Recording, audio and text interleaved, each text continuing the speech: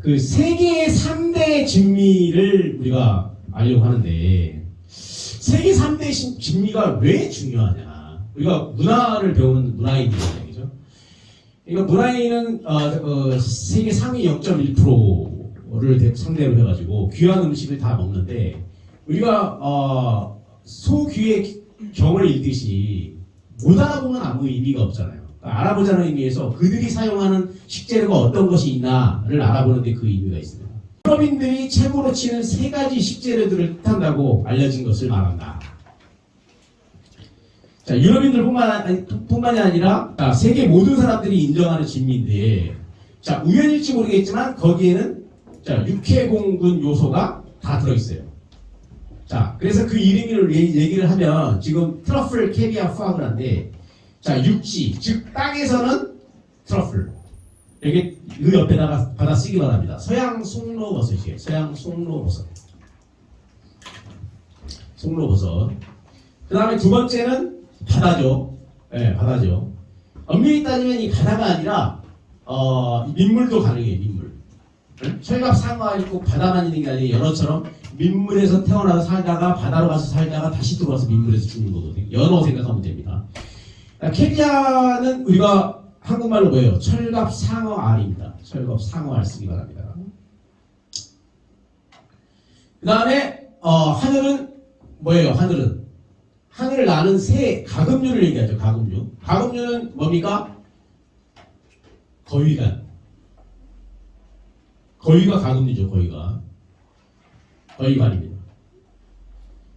가금류가 거위가 뭐 지금 닭이나 거위가는 지금 못 날지만 옛날에는 날았겠죠. 지금 인간이 그 사육을 하면서 이제 못 날게 돼 있는데 거위의 간을 이용한 게 푸아그라입니다. 방금 이제 가비우스 아피쿠스 책에서도 나왔지만 이 푸아그라를 1800년 전에도 사용을 했고, 근데 고대 이집트 벽화에 보면은 이 푸아그라를 만드는 과정이 이렇게 나와요. 송로버섯은 인 트러플을 먼저 알아보겠습니다. 자, 트러플은 세계 3대 진미가 일단 뭐 한두 해 동안 뭐 김광호 교수가 만든 것이 아니라 전 세계가 인정하는 것들이에요. 문화인들이 다 인정을 한다 이거죠. 우리나라 김치가 세계 3대 뭐 식재료 진미 아니겠습니까? 이렇게 얘기했지만 김치 역사는 뭐 400년밖에 안 되잖아. 임진왜란 때 들어온 건데 삼국시대 아니에요? 그때는 그 빨간색 김치가 아니죠. 이것처럼 역사가 이렇게 200년으로 되는 거 아니라 최소한 1000년, 2000년, 3000년, 4000년 동안 오랫동안 먹어오면서 검증돼 왔던 거, 이런 것들을 우리가 진미라고 하거든요. 진미라고. 동서양을 막론하고 모든 사람들이 이 세계 3대 진미의 특징은 뭐냐면 양식 요리에 있어서 스테이크 뿐만이 아니라 모든 코스별 요리는 철저한 원칙이 하나 있는데 중복 사용을 금지한다는 게 원칙이에요. 중복은. 어저께 저녁에 라면 먹었는데 오늘 아침에 라면 주면서 기분 나쁘잖아. 실제로 당근 먹었는데 또 생선에도 당근이 나오고 메인에도 당근 나오고 사람이 짜증나거든요. 중복 사용을 배제를 하나, 이게 철저한 원칙인데 예외인 게 딱 하나가 있어요. 그게 세계 3대 진미예요. 이 세계 3대 진미를 통해서 좀 귀하고 비싸니까 이 주민, 즉 주인이 나를 어떻게 대우하고 있구나, 이런 것을 알아챌 수 있는 거거든요. 다시 얘기하면 세계 3대 진미는 에피타이저, 메인, 생선, 디저트 전부 다 써도 된다는 거예요. 막 써도 돼. 다 잘 어울려. 또 모든 게 다 잘 어울려. 이게 특징이고, 그 다음에 또 이제 이 주민, 즉 주인이 나를 어떤 대우를 받고 있는지 누가 얘기를 안 해도 문화인들은 다 알 수 있어요. 캐비아의 종류는 오세트라, 캐비아, 세브르가 이 세 가지의 종류가 있는데 그 사람 등급에 맞는 발류, 즉 가치의 식재료를 선택해서 주는 거야. 그러면 암암리의 문화인들은 다 아는 거야. 아, 이 사람이 나를 이렇게 대우하고 있구나. 이걸 알고 있는 거죠. 이게 암암리의 사인 같은 거죠. 사인 같은 컨셉. 여러분, 컨셉이란 말을 문화인들이 쓰죠. 즉 배운 사람들이 쓰는데 컨셉 중요하죠. 네, 컨셉이. 우리가 컨셉을 많이 쓰는 것은 이제 복장인데, 우리가 장례식장에 가서 검은 넥타이 매는 거, 그 다음에 이제 결혼식장에 가서 빨간색 넥타이를 매는 거, 이게 다 컨셉이죠. 머리띠 하나, 그 다음에 작은 시계 하나, 고무링 하나 차는 거, 신발 차는 것도 다 컨셉에 맞는 거죠. 그죠? 요리에도 컨셉이 있습니다. 요리에도 굉장히 중요한 컨셉이 있어요. 그래서 주방장은 이 컨셉에 따라서 이 음식의 가치를 내는 사람이 누구인가, 값어치를 제공하는 사람이 즉 손님이 누구인가에 따라서 그 사람이 만약에 이재용 씨가 와서 손님으로 왔다. 그럼 그 사람이 좋아하는 걸 조사해서 컨셉으로 집어넣는 거죠. 거기 이제 이름으로 뭐 삼성을 집어넣는다든지 이렇게 이제 한다는 건데 거기에 가장 많이 활용하는 것이 하나가 세계 3대 진미이다. 자, 이런 이야기입니다. 육해공군에 각 하나씩 있다. 육해공군이 이런 얘기입니다. 먼저 첫 번째, 자, 송로버섯을 한번 보겠습니다. 트러플인데요. 여기에 이제 소나무 송자를 붙여가지고 이 송로버섯이라고 하는데, 지금은 이제 옛날에는 그 소나무와 관련이 있는 걸로 알았는데 지금은 관련이 없다라는 게 나왔죠. 밝혀졌죠. 그래서 이제 송로버섯이 잘못된 용어다. 우리나라에서 학자들이 많이 얘기하는데, 그래서 공식 명칭은 이 트러플이라고 합니다. 트러플. 프랑스어로 트리플, 트러플이라고 하면 이탈리아로 타르프르라고 하는데 일반적으로 우리나라 말로도 트러플이라고 많이 씁니다.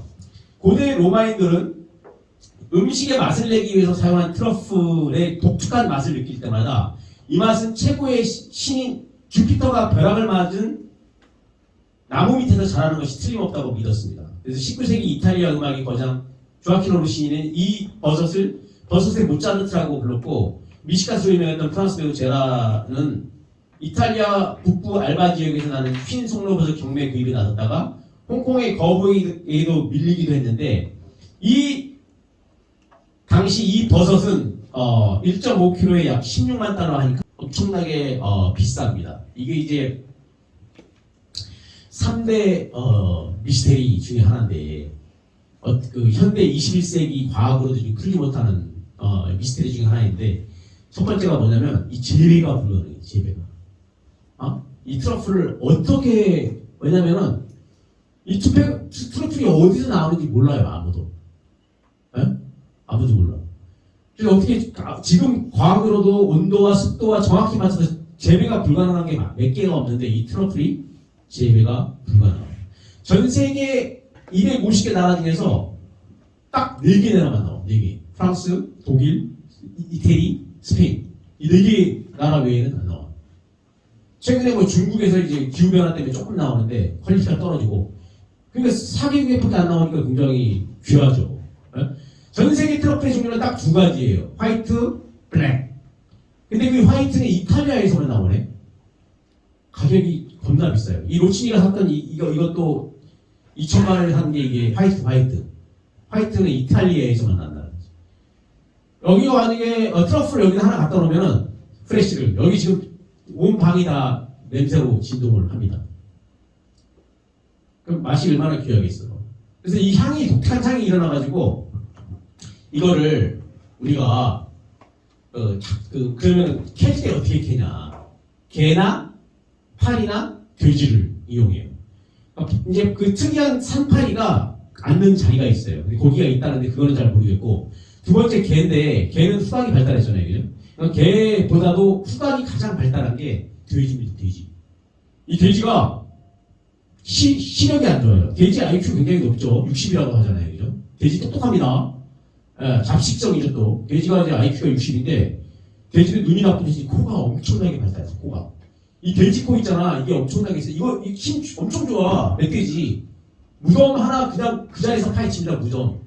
돼지가 배가 고프면 무덤을 파헤쳐가지고 무덤에 있는 송장을 먹어요.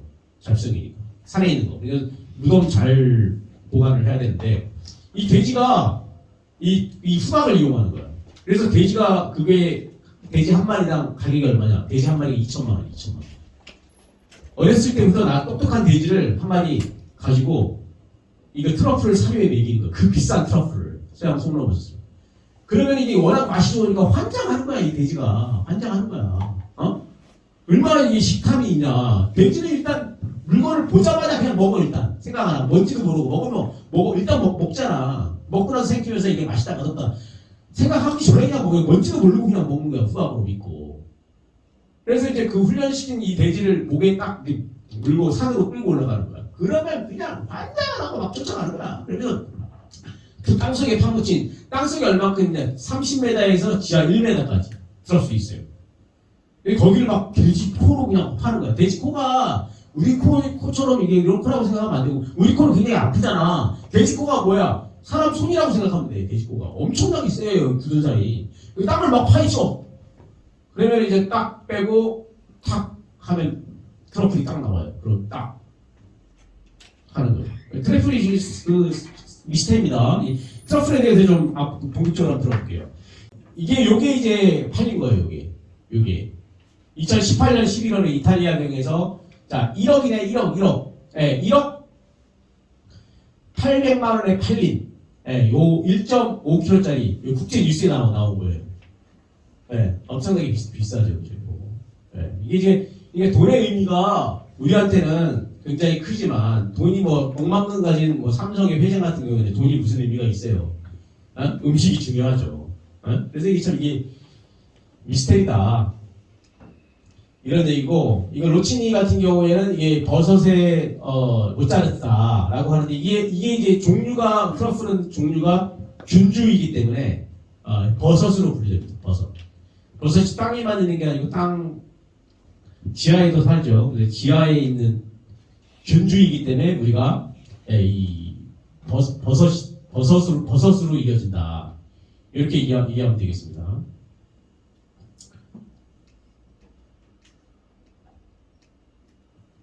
자, 송로버섯은 고대 그리스와 로마 시대에도 병의 치료약으로 사용했다. 워낙 독특하기 때문에 고대부터 기록에 보면은 그 다음에 이제 체험제로서 정력제로 사용했다는데, 예?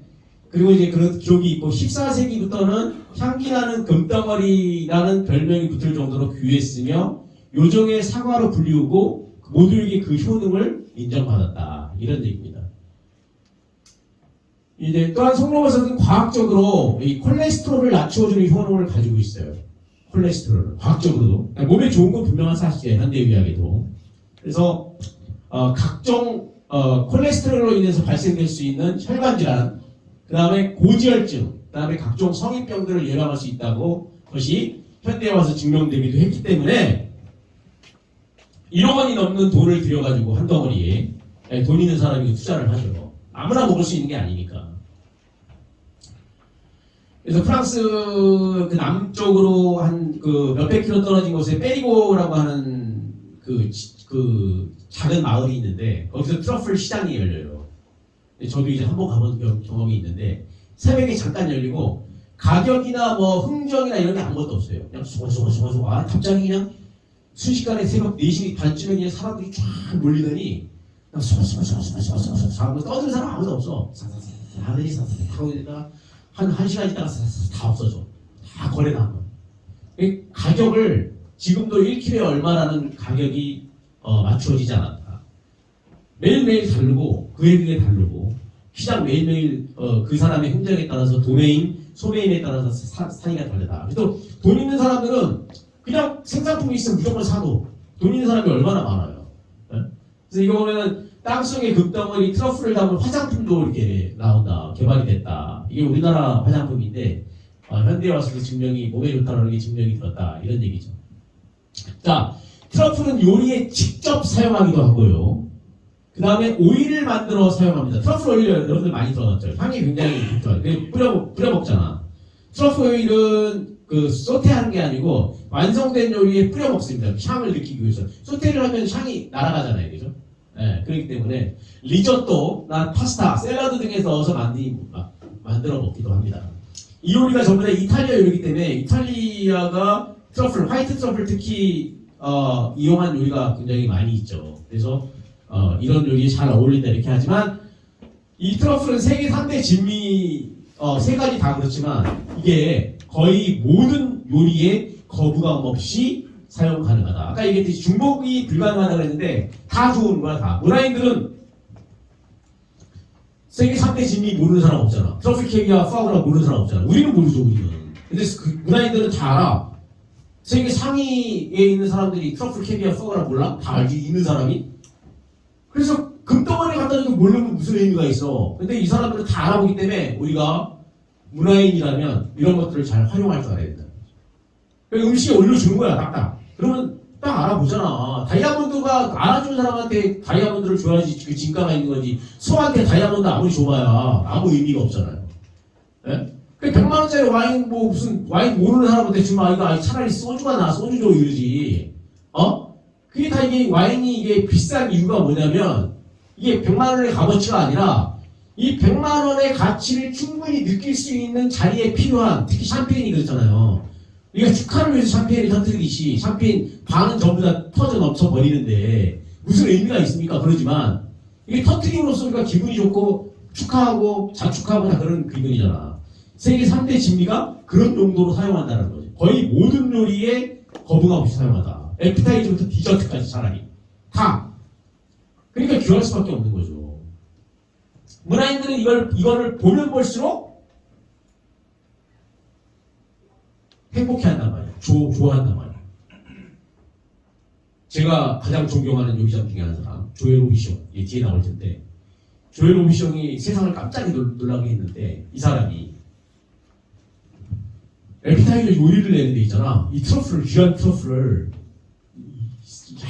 얇게 갈아가지고 그 접시에다가 100%다 채워가지고 이렇게 에피타이저 딱 낸 거야.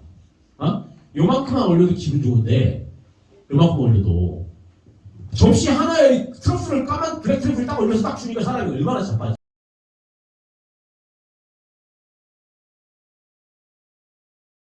놀라냐. 손님이 깜짝 놀라가지고 감동을 하는 거야. 내가 언제 이렇게 많은 트러플을 언제 구경할 수 있겠어. 돈 엄청 받죠. 돈 한 1인분에 한 60만 원 받지. 근데 보면은 교수님은 먹어보진 않고 사진으로 봤는데 아주 얇게 그냥 금처럼 얇게 빗어가지고 거기 동그랗게 쫙 까는 거예요. 그래서 저가 얼마나 기분이 좋아. 이 3대 진미는 전부 다 그런 용도로 사용한다. 이런 얘기입니다. 자, 잘 들으세요. 자, 트러플은 현대 과학으로도 재배가 불가능하다. 유럽의 4개국에서만 자연적으로 생산하고 있는 현대에서도 미스테리 버섯이다. 환경 조건은 알맞은 기후가 없고 특정한 토양의 pH 농도가 맞아야 잘 자라는데 지구에서는 유럽의 지역이 적합한 곳이라고 합니다. 그래서 트러플의 종류는 흰색과 검정색 딱 두 가지가 있는데 이탈리아에서만 나는 흰색 트러플은 더 가치가 높이 평가하고 있다. 맛도 좋지만 값어치가 1대 3이니까 이탈리아에서만 나니까 이 로치니가 1억 원이 넘는 돈을 가지고 1kg짜리 산다는데 그 값어치가 지금 그게 1억 원이 아니고 더 높아질 수가 있어요. 더. 트러플은 흰색과 검정색 두 종류가 있다. 이런 얘기인데 이게 흰색이고요. 오른쪽이 검정색입니다. 지하에서 사는. 자, 트러플은 사람의 힘으로는 재배가 불가능하고 그 다음에 또 채취하기가 힘들어서 후각이 발달한 동물의 도움을 받아서 채취를 합니다. 그래서 개나 돼지를 훈련시켜서 채취하는데 트러플 향기가 나면 땅속을 파괴됩니다. 자, 요거 이렇게 생긴 거죠. 요거 한 마리에 돼지가 2천만 원. 엄청나게 비싸죠, 그죠? 그래서 훈련시킨 돼지. 그래서 프랑스 페리고 지방 아까 얘기한 그 시장 얘기했잖아요. 페리고 지방의 암태지를 이용한 채취 모습입니다.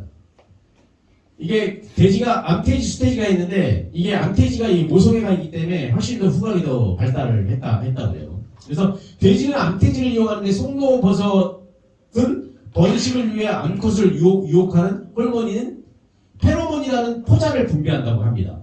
이게 이제 현대 과학으로 나온 건데 이게 이제 번식을 암컷을 유혹하는 이 포자를 분비한다는 게 현대 과학으로 밝혀진 거야. 그래서 기존까지는 돼지가 이거 어렸을 때부터 트러플을 먹인 돼지가 트러플을 좋아서 먹는 줄 알았는데 과학적으로 보니까 이게 이 트러플이 번식을 위해서 호르몬인 이 페로몬이라고 하는 이 포자를 번식하는데 이 포자를 암돼지가 좋아한다는 게 밝혀진 거죠. 트러플과 잘 어울리는 요리는 다 잘 어울리는데 일반적으로 감자, 파스타, 스테이크, 생선, 가공류 등 모든 요리에 이용되지만 유명한 생산지인 프랑스 페리고 지방 아까 얘기한 그 다음에 이탈리아 피에몬테 와인 유명한 그데 있죠.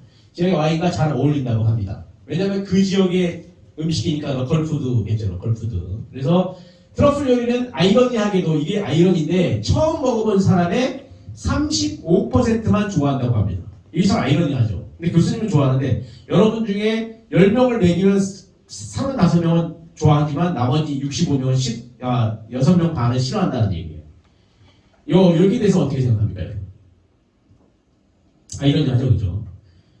세계 3대 심리가 전부 다 좋아하는 것이 아니라 일부만 좋아할 수 있다, 이런 얘기죠. 그런데 문화인들은 전부 다 좋아한다, 이렇게 보는 거죠. 여러분들, 고수, 코리앤더라고 하는 고수 같은 거, 싫어하는 사람 많잖아요. 나는 좋아해요. 예. 하지만 싫어하는 사람 되게 많아요. 치즈도 그렇죠, 치즈도. 치즈하면 싫어하는 사람 되게 많잖아요. 나는 좋아하는데 싫어하는 사람이 굉장히 많잖아요.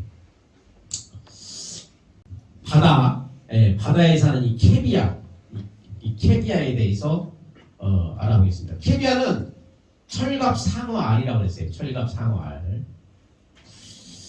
바다의 진주라고 하죠. 바다의 진주.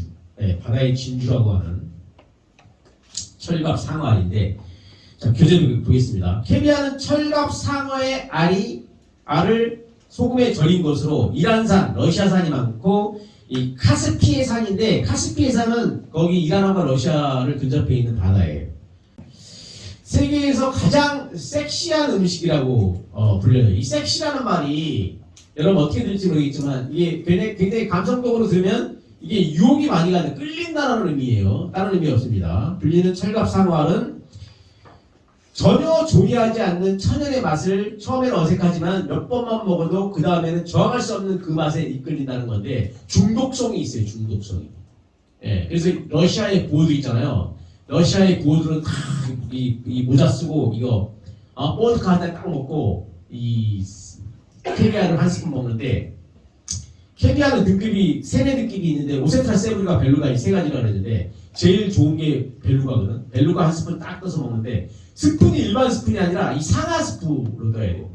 일반 금속으로 띄면 금방 전염이 되고, 이 상하가 뭔지 알죠? 코끼리 뼈로 만든 상하인데 이게 굉장히 비싸요, 이게. 근데 최근에는 지금 코끼리 보호에 의해서 상하는 금지 품목이에요.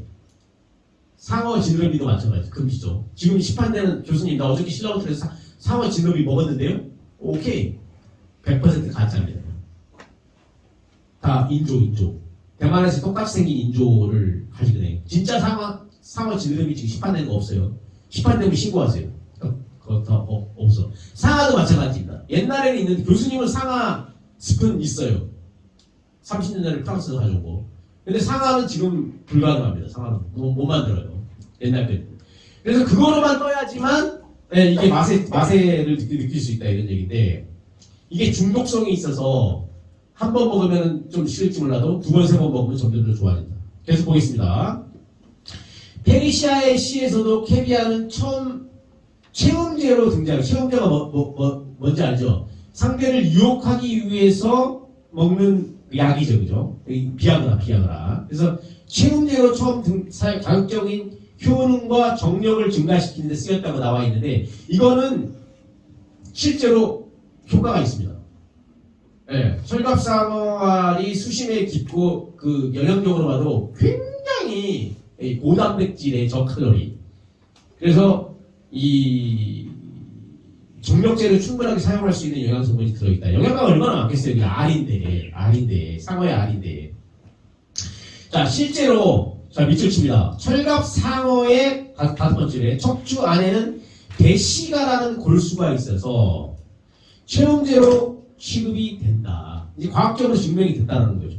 그래서 중국에서는 지금도 옛날부터 배시가를 가루로 만들어서 결혼하는 신부에게 먹이는 관습이 있다. 캐비아는 지방이 적고 비타민과 단백질이 많으며 칼로리가 낮은 완벽에 가까운 식품이다. 러시아에서는 캐비아가 건강식품으로 오래전부터 인기가 있었죠, 그죠? 최근에는 수술 후 빠른 회복을 위해서 환자들이 많이 먹고 있는 캐비아에서 기름만 뽑아 마시는 것으로 야채를 많이 섭취하지 못하는 추운 지방에서 결핍하기 쉬운 비타민 역할을 한다. 자, 비타민 C가 부족하면은 무슨 병에 걸린다 그랬죠? 각기병에 걸린다 그랬잖아요. 네?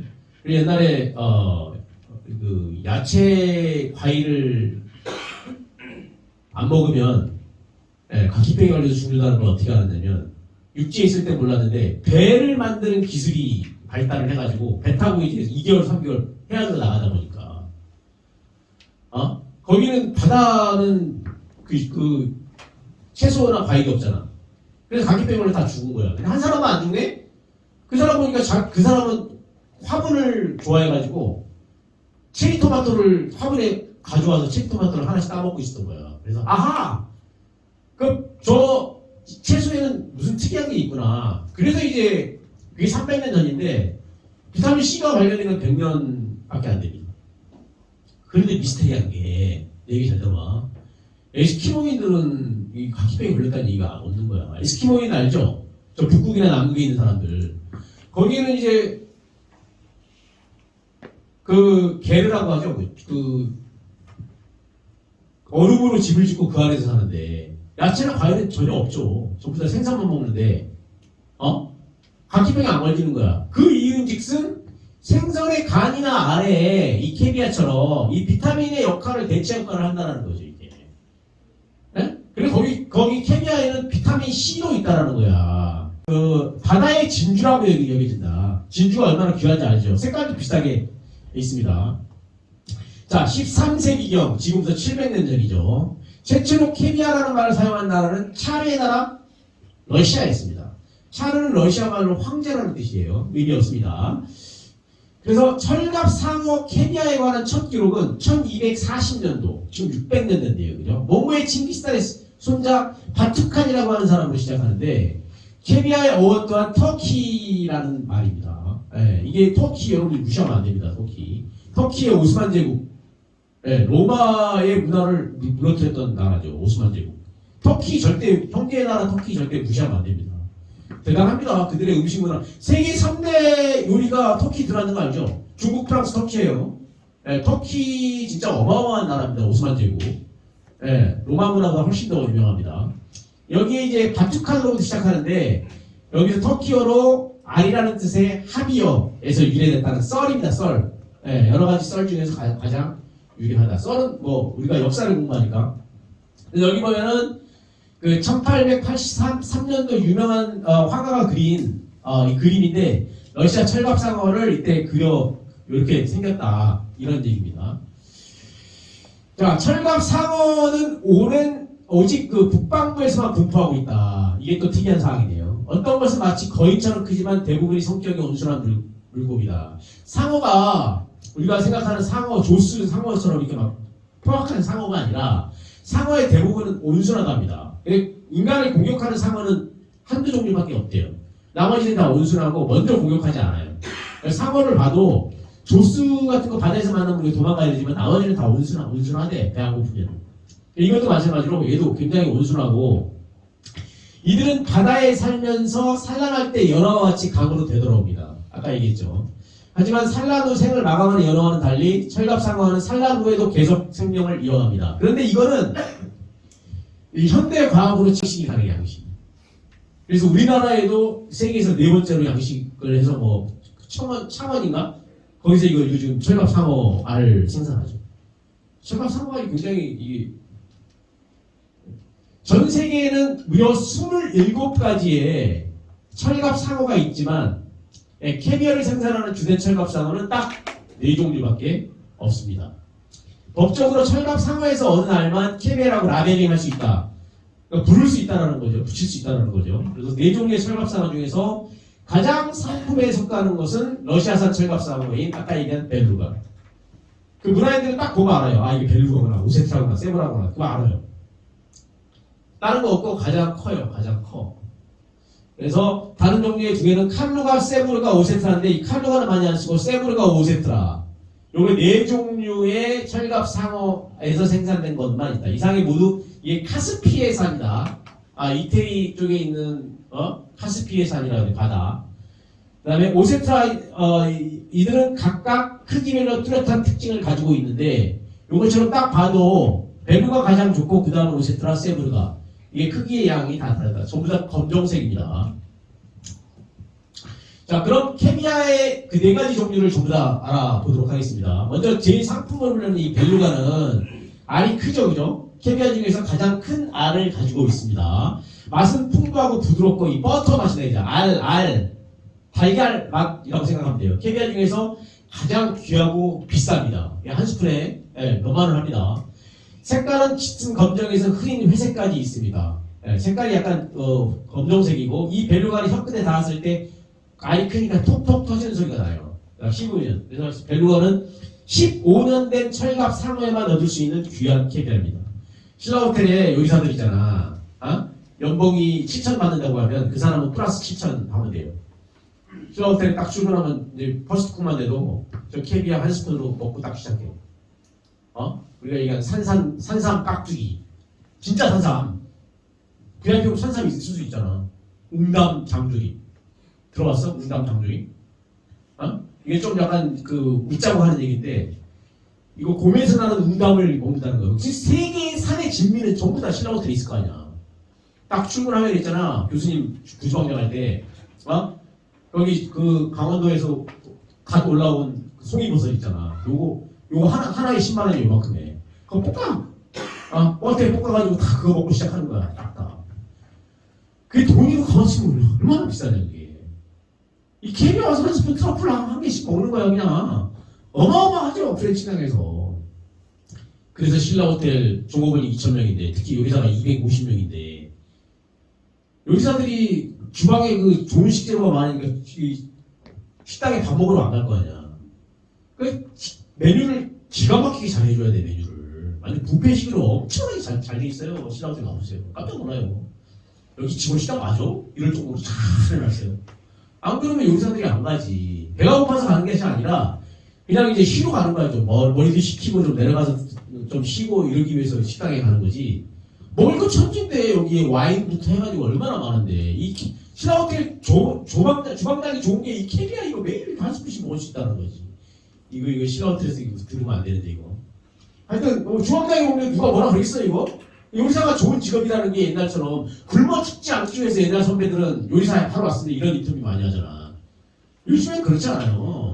요즘에 요리사들은 다 사는데 대학 나온 사람 많고 공부한 사람 많아요. 그 음식이 귀한 식재료들을 다 구경할 수 있고 분류할 수 있다는 게 얼마나 큰 장점입니까? 신라호텔 안 가면 트레이닝 호텔 안 가면 그런 식재료 구경하겠어요? 이게 그때 김강호 교수가 세계음식문화 때 얘기한 그거구나. 이게 알 수 있는 거죠. 두 번째 퀄리티의 이 칼루가는 카스피해산, 전부 다 카스피해산입니다. 설마 알로서 벨루가보다 향이 약간 적고요. 더 짙은 검정색입니다. 가격은 벨루가와 비슷한데 약간 건가류 맛을 고소한 맛이죠. 그래서 칼루가는 라벨의 임페리얼이나 벨루가 프라임으로 표시되기도 하는데 칼루가는 15년 된 철갑상어에서 얻을 수 있다. 거의 비슷한데 가격도 대동소이한데 이 칼루가는 좀 많지 않습니다. 그 다음에 이제 세 번째는 오세트라, 가장 많이 쓰는 거. 신라호텔에서 이거 오세트라 씁니다. 오세트라. 가격 차이 많이 나고. 이렇게 생겼어요. 이거 하나에 한 20만 원 해요. 엄청 비쌉니다. 그죠? 가장 흥미로운 캐비아 중 하나인데 과일 맛이나 견과류 맛을 함유한 매우 다양한 맛을 가지고 있다. 아무리 먹어도 일반인들은 과일이나 향 못 느낍니다. 하지만 전문가들이 얘기했으니까 믿어야지. 그죠? 약 10년 이상 자란 시베리아 러시아 철갑상어에서 얻을 수 있다. 약간의 특이한 냄새가 있으며 색깔은 어두운 동색으로 가장 많이 사용하는 캐비아이다. 이게 스탠드 가장 많이 사용하는 것 중에 하나다. 자, 5분 안에 마실 때니까 걱정하지 마세요. 자, 마지막으로 이 세브르가인데 작고 부드럽기 때문에 입안에서 톡 터지는 느낌이 적고 덩어리가 들어있다. 맛은 때로 고기 맛이나 약간의 감귤 맛이 묘사가 됩니다. 이것도 미시간들이 한 얘기고요. 약 7년 정도 자란 철갑상어에서 얻을 수 있으며 단백질과 지방이 가장 많이 포함되어 있는 캐비아다. 그래서 싸다고 나쁜 것이 아니라 캐비아 중에서 가장 작고 단단하며 특유한 맛이 나는 캐비아다. 이 세브르가가. 자, 캐비아는 아까 얘기한 거 나옵니다. 자, 금속이나 은제품이 닿으면 상하가 돼서 맛에 영향을 주기 때문에 상하로만 만든 전용 스푼을 써야 합니다. 요겁니다. 요거 제가 직접 찍은 건데요. 요거 제가 가지고 있는 거, 얼음이 올린 거. 또한 캐비아는 절대로 가열하지 않고, 왜 좋은 식재료를 왜 가열합니까? 바보죠, 그죠? 요리 잘한다 그래서 그걸 막 요리해? 그 좋은 식재료를 The Simplicity Best Way. 잘 익은 단단한 빨갛게 생긴 사과가 세계 최고의 요리인 거야. 신선한 사과가. 이 좋은 철갑 상어를 요리한단 말이야? 지지고 볶아? 양념해? 그 말도 안 되는 얘기죠. 이 심플리티 베스트 웨이. 예? 이 자체가 진짜 너무 좋은 거야. 이 자체가. 이 자체가. 그래서 얼음 위에 다른 가니쉬 아무것도 없어. 이 캐비어는. 트러플과 달리 트러플은 워낙 귀하니까 올려먹는다고 쳐도 이 캐비어는 옆에 가니쉬가 아무것도 없어. 뭐 고추장, 된장, 김치 다 필요 없어. 근데 이거 하나 자체만 그냥 먹는 거야. 자체만. 약간 짜니까 거기에 이제 가미하기 위해서 이제 노른자, 흰자를 분리해서 싹 갈아놓는 거죠. 삶은 노른자. 다른 거. 그 다음에 이제 멜바 토스트. 아무 맛도 안 나는 단맛과 짠맛이 가미되지 않는 토스트. 거기에만 딱 올려서 먹죠.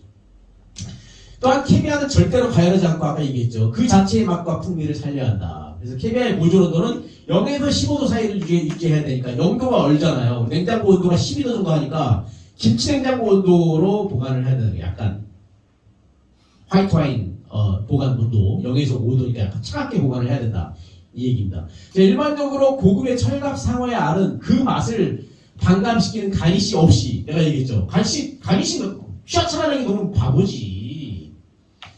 우리가 왜 훌륭한 요리를 백색 아무 무늬가 없는 백색 접시에 올리는지 알아요? 요리에 자신이 없는 사람이 휘하차라는 접시를 갖다 놓는 거야. 일반 아줌마들이. 진짜 진정한 요리사에서 훌륭한 요리, 프리젠테이션을 잘하는 요리사는 그냥 백자에다 자기 음식으로 디자인을 한단 말이야. 음식으로. 요리로, 식재료로. 뭐 그래서 휘하찬란한 접시가 의미가 없는 거죠. 자, 그래서 가니쉬 없이 그 자체로 즐긴 것이 바람직하다. 맞다는 얘기죠. 반면에 다른 알들은 다른 음식이나 식재료와 결합했을 때 궁합이 잘 맞으면 조직과 풍미감이 살아나기도 한다. 궁합이 잘 맞아야 돼요. 음식이 어려운 게 뭐냐면 이게 마리아지, 즉 궁합이에요. 궁합. 여러분 궁합 어떻게 생각할까요? 맞고 안 맞고의 차이인데 이게 지식이란 말이야. 지혜가 아니라 지식이란 말이야. 지혜는 어머니한테 아버지한테 타고나는 거지만 지식은 내가 노력해서 연구할 수 있는 거거든. 내가 부단히 노력해서 알고 있는 것을 활용을 해야 된다는 거죠. 내가 이거 잘하면 이게 득이 되지만 못하면 이 흉이 되는 게 궁합이란 말이야. 좀 창피하잖아. 내가 삶은 돼지고기를 수육에 우리가 새우젓을 찍어 먹는데 이거 누가 시켰나? 수백 년 동안 우리가 그렇게 먹어갖고 궁합이 잘 맞아. 새우젓하고 새우젓은 소화 요소가 있어서 이거 돼지고기를 얹히지 않게 하고 간도 적당하고 굉장히 잘 어울리잖아. 이걸 누가 배웠나? 이것처럼 궁합이 잘 맞는 게 있어요. 이 요리에는. 그 요리는 공부를 해야 됩니다. 머리 나쁜 사람이 요리한다고 나 사업이 실패해서 요리하러 왔어. 공부하기 싫어서 요리하러 왔어. 이러면 훌륭한 요리사가 될 수 없어요. 그렇죠? 자, 캐비아는 철갑 상어의 알을 소금에 절인 곳으로 이란산과 러시아산이 많고 카스피해산이 최고로 치는데 이걸 1924년에 불가항에서 잡힌 이거 대형 벨루가인데 이거 사람이 요만한데 이거 보세요. 이렇게 큰 거야. 이렇게 대형 벨루가 무게가 1톤 1.5톤이 나왔대요. 무게가.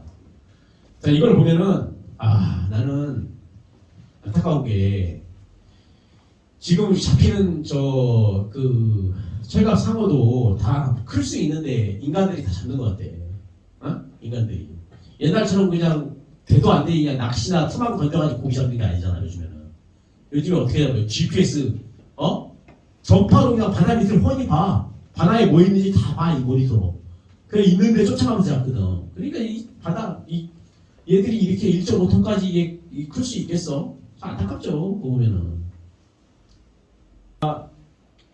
자, 세계에서 가장 섹시한 음식이라고 불리는 매혹적인 식재료라고 불리는 철갑상어알 캐비아는 전혀 조리되지 않은 천연의 맛이고 처음엔 어색하지만 몇 번 먹어보면 중독성이 걸린다 얘기했고요. 저항할 수 없는 그 맛을 이끌린다는 거. 누구나 최상급의 캐비아를 본다면 그 맛은 평생 잊을 수 없는 정도이다. 스페셜 요리는 누구나 다 좋아한다는 거죠. 여기처럼 여기 이제 상어를 딱 잡아서 배를 딱 가면 얘가 쫙 쏟아져요. 이렇게. 그럼 바로 염장해서 바로 쓰는 거다. 체험제로 등 얘기 정형제 얘기했고 중국에는 배가시 아까 얘기했죠, 그죠? 이렇게 생겼습니다, 이렇게 들갑상이. 그래서 골수가 있고 요 골수가 체인제로 쓰고 그다음에 지느러미 삭스핀 사용하고 뭐 이런 건데 이건 아까 한 내용인데 넘어가겠습니다. 케미아도 영양적으로 지방이 적고 비타민과 단백질이 많아서 칼로리가 낮고 완벽에 가까운 식품이다. 러시아에서는 건강식품을 오래전부터 사용하고 수술 후에는 빠른 회복을 위해서 환자가 먹고 있다. 이런 얘기고 여기 보면은 오메가3, 비타민 B, 비타민 A, 단백질 이런 게 많아요. 단백질 덩어리 케비아가.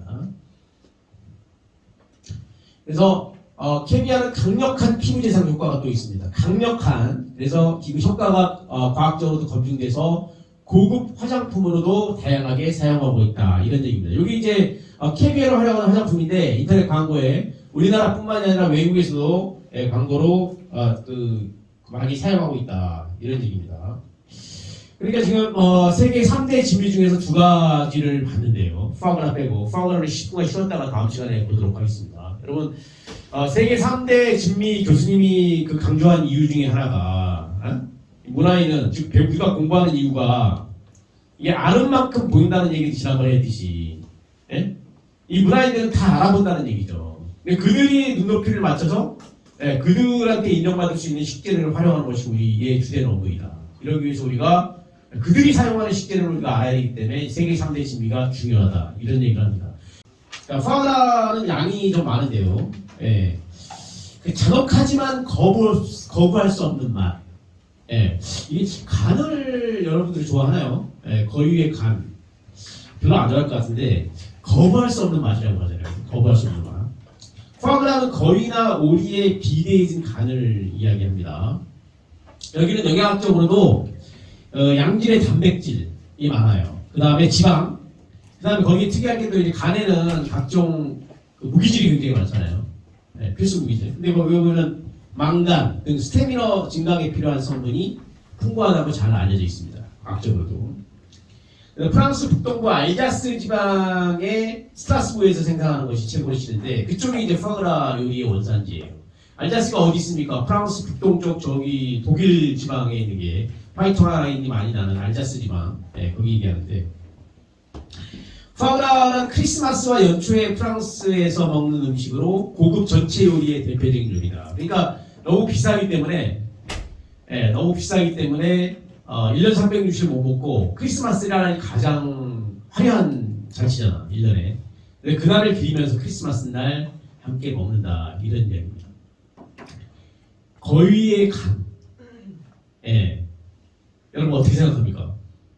일반적으로 봤을 때 이 프랑스 사람들이 우리나라 사람들한테 이 개고기 문화에 대해서 굉장히 비난을 많이 하는데 우리나라 사람들은 반면에 이렇게 얘기하죠. 야 너희들 파그라 그거 잡을 때 그 장난 아니던데 그게 동물학대 아니야? 우리 개는 일반 개가 아니라 네가 안고 있는 그 개가 아니라 우리 잡종으로 먹는 개가 따로 있어 임마 이렇게 얘기하는데 거위의 간이 양성되는 과정을 보면 진짜 눈 뜨고 봅니다. 오늘 보겠지만 너무 잔인해요. 거위가 이제 일반적으로 제일 큰 게 한 4kg 정도 되는데 거위 간의 크기가 한 1kg 정도 된다고요. 4분의 1이 거위 간이면은 간이 얼마나 큽니까?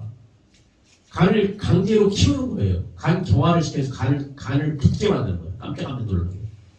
그래서 어두운 음침한 곳에다가 거위를 한 마리씩 가두어 놓고 또 발을 묶어놔요. 또 발을 묶어서 안에 집어넣고 불도 끄고 그런 상태에서 공포감을 주는 거죠. 얼마나 겁이 나겠어. 그렇게 어두운 곳에다가 하루에 한 번씩 들려서 이 깔때기를 목 안에 강제로 쑤셔놓고 거기에 옥수수 가루를 강제로 집어넣는다. 거위가 꽥꽥거리죠.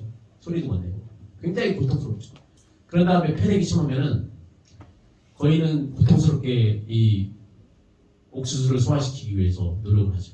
그러면 간 경화가 자연스럽게 간이 점점 부어오르는 거죠. 이 요리법이 이 만드는 과정이 굉장히 잔인하고 근데 이게 언제부터 만들어졌냐 연구를 해보니까 지금부터 4,000년 전에 어떻게 우리가 아냐 이집트 벽화에 보면은 이집트 벽화에 나와 있어요. 이집트 벽화에 이집트 벽화에 여기 PPT에 있는데 이집트 벽화에 보면 거위의 모가지를 잡고 강제로 무엇인가를 쑤셔 넣는 그림이 나오거든. 이집트 벽화가 우리가 이집트 피라미드가 언제 나왔어요? 기원전 3,000년이니까 지금부터 5,000년 전이잖아. 그 4,000년 전에 이미 그런 그림이 그려져 있다는 거예요. 그 명백한 이 푸아그라를 양성한 과정이거든요. 그림으로. 그런 거가 있다는 거예요. 그만큼 4,000년 가장 세계 3대 팀 중에서 가장 오래된 역사를 가지고 있는 거위간입니다. 거위간은 가짜가 많습니다. 일반적으로 뭐 오리의 간으로 만든 것도 있거든요. 거위가 워낙 비싸기 때문에 거위는 오리보다 약간 오리는 이제 그러니까 생육이 인간에게 많이 양식이 가미가 된 거고 거위는 약간 야생성이 있는 거죠. 가둬주지 못하죠. 그래서 이제 닭도 옛날에 그렇게 했죠. 닭도는 날개 있으면 날아다녔을 텐데 그걸 이제 인간이 잡어 사료를 줌으로써 이제 못 날게 된 거죠. 지금. 근데 거위는 날아다니지만 지금도 오리는 못 날리고 오리는 이미 정착이 돼가지고 그래서 그 오리 간으로도 만들어요. 똑같이 비양심적으로 비인간적이죠. 비인간적. 교수님은 동물을 사랑합니다. 개인적으로. 그래서 동물도 우리 인간하고 똑같은 고통을 느끼고 똑같은 생각을 하거든요. 하물며 교수님은 저는 그 집안에 금붕어를 키우는데 한 15년째 키우는데 지금 기르는 건 한 6년 7년 됐어요. 금붕어도 한 15년 산다 그래요. 금붕어가 얼마나 똑똑하냐면은 먹이 주는 사람 다 알아봐요. 바깥에 식구 4명 있잖아요. 다 알아봐요. 밥 주는 시간 다 알고 사람 밥 달라고 밥을 퍽퍽 던져요. 물을. 정말로 반갑다고. 내가 일주일 만에 나타나면 나보고 막 웃어요. 처음에는 몰랐죠. 근데 그게 영국에서 최근에 몇 년 전에 밝혀졌거든요. 그래서 내가 아하 이 물고기도 주의를 알아보는구나. 하물며 그 살아있는 그 동물들 학대해서는 절대 안 된다고. 지금 거위간 얘기에다 물고기까지 했는데 하여튼 이 거위관 지금부터 한번 보겠습니다. 교재에 있는 내용을 중점적으로 하는 거니까 같은 내용 같습니다. 이 PPT를 한번 보도록 할게요. 잔혹하지만 거부할 수 없는 맛이라고 했고 지역하면 거위나 비돼지 간을 뜻합니다. 오리하고 거위하고 여러분들 헷갈리면 안 돼요.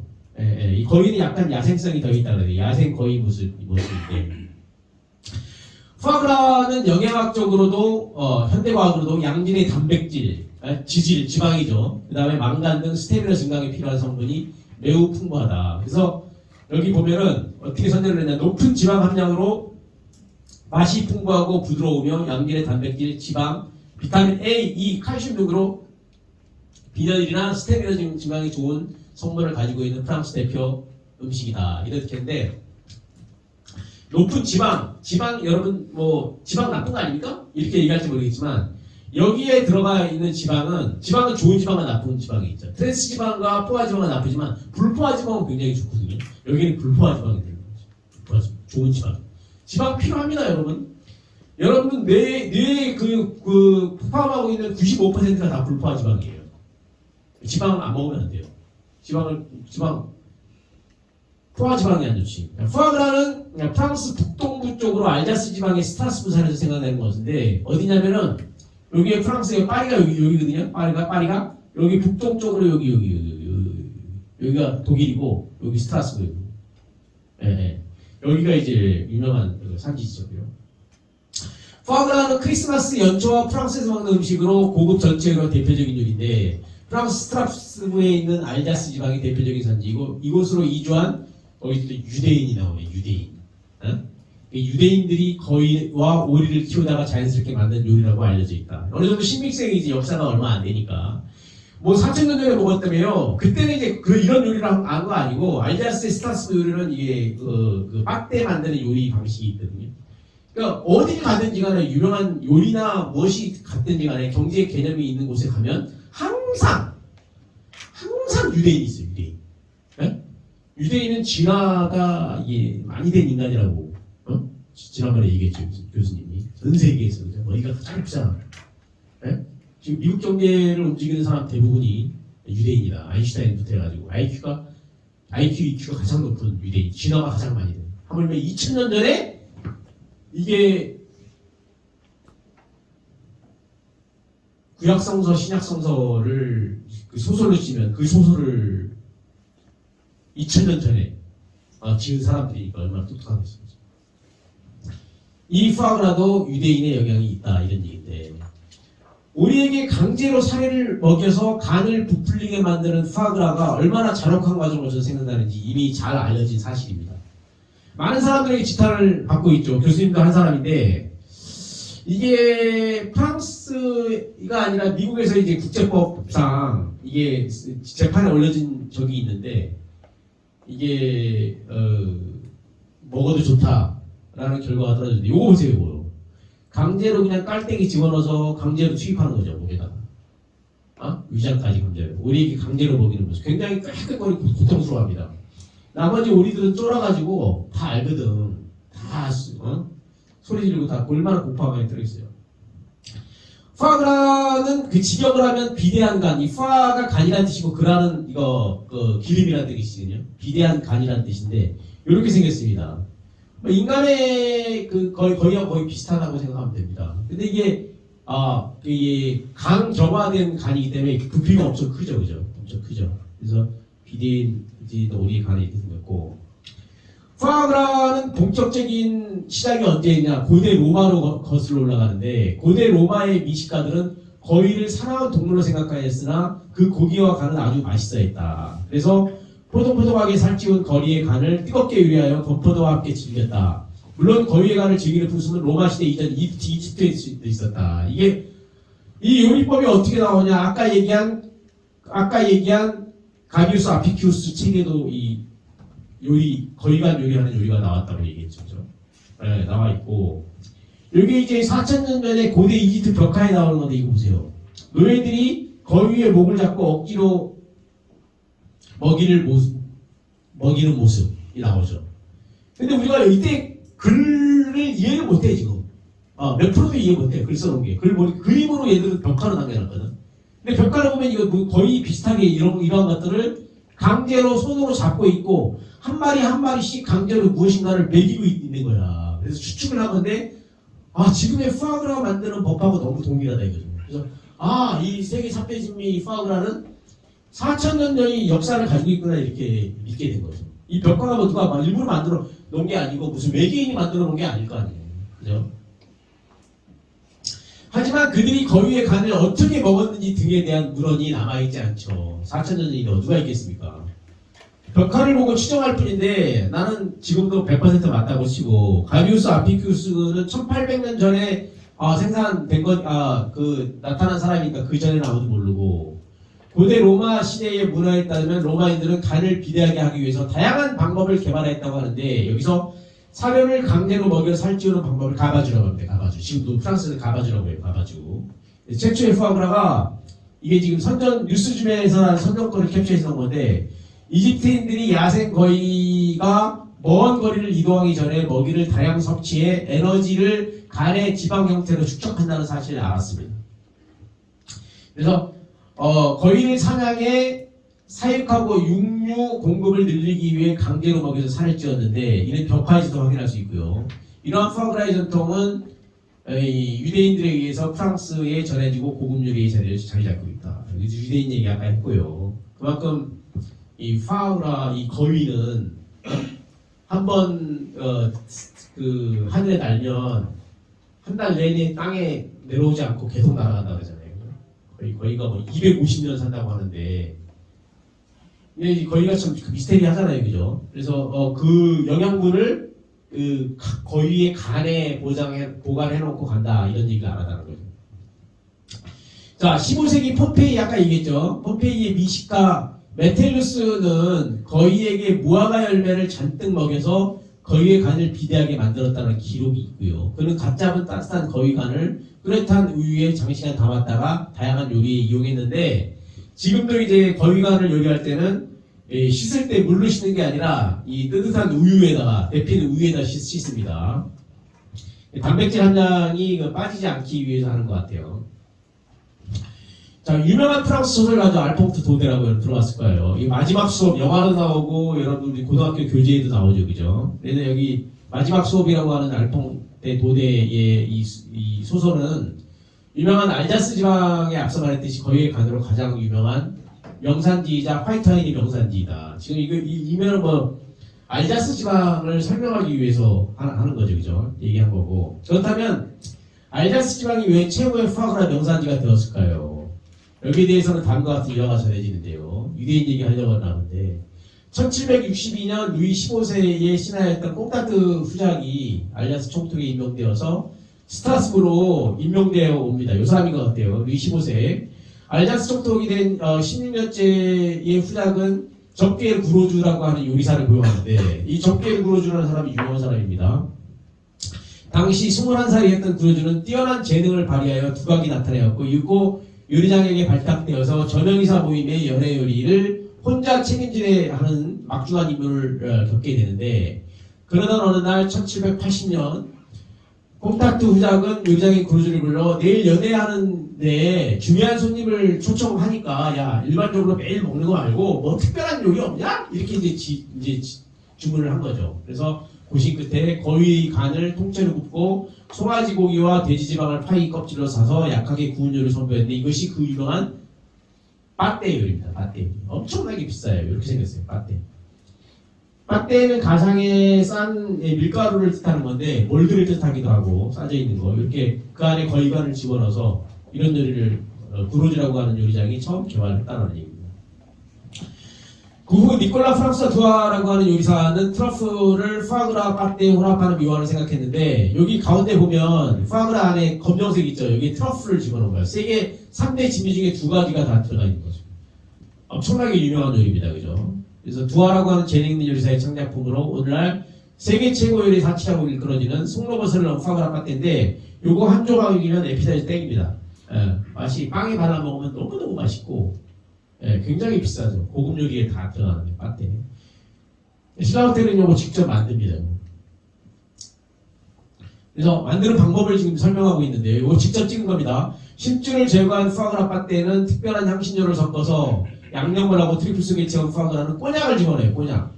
꼬냑은 브랜디의 한 종류로서 브랜디가 뭡니까? 포도로 만든 술을 양주를 브랜디라고 해요. 여기 꼬냑이라는 프랑스 유명한 술과 함께 대서양에 있는 포르투갈 마데이라 섬인데 이 마데이라 섬도 유명하죠.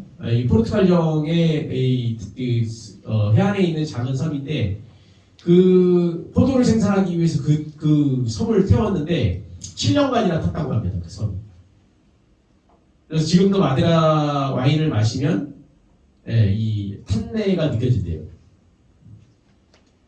달콤하고 독한 마데이라를 넣고 끓이거나 오븐에 구워 만든다. 귀한 술은 다 집어넣는다는 얘기죠. 그 모든 요리장들은 푸아그라를 요리할 때 저마다 특별한 방법을 가지고 있지만 결과적으로 특별히 다르게 만들어진 것도 없다. 그냥 그대로 푸아그라는 유통될 때 신선한 캔이나 항아리라는 뜻의 테린 요리에 담아서 판매하는데 이렇게 생긴 건데 굉장히 비싸요.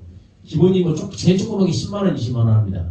면세점에서 많이 사가기도 합니다. 알자스 지방에서 포동포동한 거위 간을 전통적으로 다음과 같이 좀 야만적인 방법으로 만드는데 거위를 겨울 동안 사육장에 전등불을 끄고 운동을 하지 못하도록 다리를 묶어놓고 우리나라 개고기 욕할 거 아니죠, 그죠? 강제로 먹여서 살찐 거위 간을 만들어내는데 보통 크기의 거위 간도 이런 방법을 이용하면 간이 경화되고 기름기가 많이 나와서 간땡이가 붙는 간 경화가 이루어지는 거죠. 간들이 좁고 어두운 곳에 가두어서 오리한테 스트레스를 준다. 단 간의 크기가 제한되기에 항상 거위의 건강한 간을 보살펴야 하고 병의 징조가 보일 때는 먹이 공급이 중단되죠. 당연하겠죠. 지금은 투사기를 이용하여 기계적 조직적으로 거위에게 먹이지만 불과 얼마 전까지만 이 기계가 개발되지 않아서 일일이 깔때기를 억지로 거위의 목구멍에 밀어넣고 조금씩 옥수를 밀어내는데 요즘에 투사기가 이렇게 개발이 돼도 거위한테 느끼는 고통은 똑같은 것 같아요. 똑같은 거. 살찐 거위 간은 마지막으로 공장에서 색, 크기, 밀도 등으로 분류돼 부드럽고 분홍색이며 무게는 0.5에서 1.5kg에 맞추는데 한번 감식자가 판결을 내리면 그 제품에 대한 질은 더 이상 거론되지 않고 따라서 제품의 최종 품질을 결정하는 기술자는 20년의 경험이 요구되는 경매인처럼 이렇게 된다는 거죠. 지금은 거위의 간을 비대하게 하는 방법이 거위에게 스트레스를 주기 때문에 많은 동물 애호가들에게 비인간적이라는 비판을 받고 있는 게 사실이다. 그러나 거위의 간은 비타민 A와 D가 풍부하고 잊을 수 없는 맛을 갖고 있기에 여전히 미식가들부터 많은 사랑을 받고 있는데 아까 얘기한 것처럼 미국 연방법원에서 캘리포니아 주 푸아그라 판매 금지를 법에 상소했거든요, 국회의원이. 근데 그게 위헌이라고 판결을 내린 거죠. 그래서 그게 먹어도 좋다라는 얘기죠, 그죠? 이런 얘기까지 했습니다. 자, 이것처럼 아까 얘기했듯이 세계 3대 진미가 왜 중요하냐 다시 한번 얘기하는데 이 지구상의 모든 문화인들은 대한민국 사람 포함해서 이 세계 3대 진미 푸아그라 트러플 캐비아를 모르는 문화인은 단 한 사람도 없습니다.